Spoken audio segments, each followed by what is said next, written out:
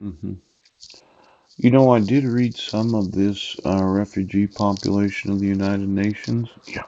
hmm 910,000 refugees, 500,000 are children. Yeah. 32,000 are single mothers. Yes.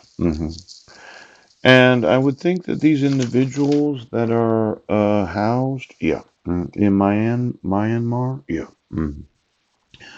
a lot of them got married. Mm. Now, that United Nations marriage certificate, that seems so odd, yes, in the United States.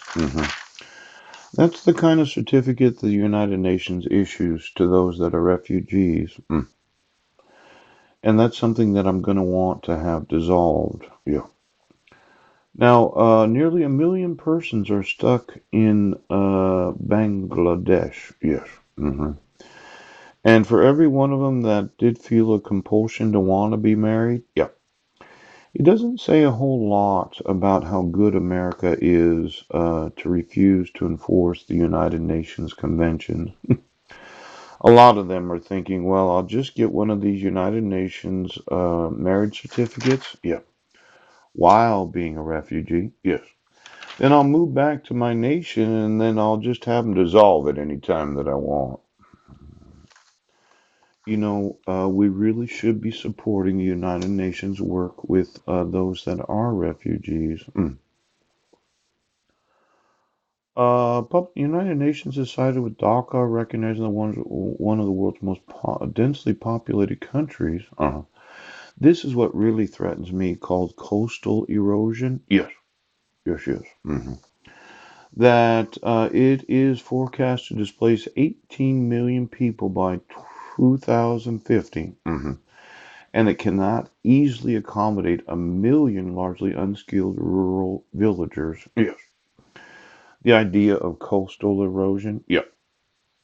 Do you, as a nation, realize that when you refuse to enforce the authority of the United Nations to dissolve a marriage certificate, you've effectively said to every individual, yeah, that has one of those, that they don't have to go to the United Nations, they can go to their local county. See, there's a lawsuit in this if you understand how publicity works. The United States of America has spent billions of dollars supporting refugees throughout the world. And for some reason, when I asked the United States of America to enforce the United Nations Charter, to obligate, yes, the authority of the United Nations to dissolve the marriage, yeah, so that I can have myself a trophy wife. Oh, you've effectively told all of those that have a marriage certificate from the United Nations, yes, you don't have to do what the law says. You can just move back to whatever nation you're from. Yeah. You can go to whatever local government you want. Yes. And you can get a dissolution of marriage because you can bribe and corrupt local politicians. Now, as a nation, it looks very bad for the county to refuse to acknowledge the authority of the United Nations. It tells all the citizens of all the other nations that you do not have to go through the United Nations to get a divorce. Now, I'm going to sue you for this. These individuals that are refugees, right, that are sitting there, a million of them, yep, many of them got married. Well, as soon as they're not refugees, they'll move back to wherever they were from. Then they'll go to their local government and say, I want a divorce. Yes. And the local government will do it because they won't tell the United Nations that they dissolved the marriage certificate. Pooch. The United Nations has effectively married millions of individuals. I mean, there's 910,000 of them. Yes. How many of them?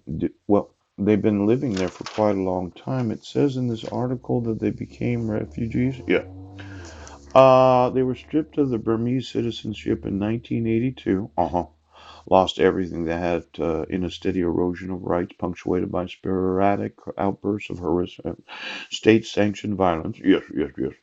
Some of them have been living there for approximately 20 years. How many of them do you think got married?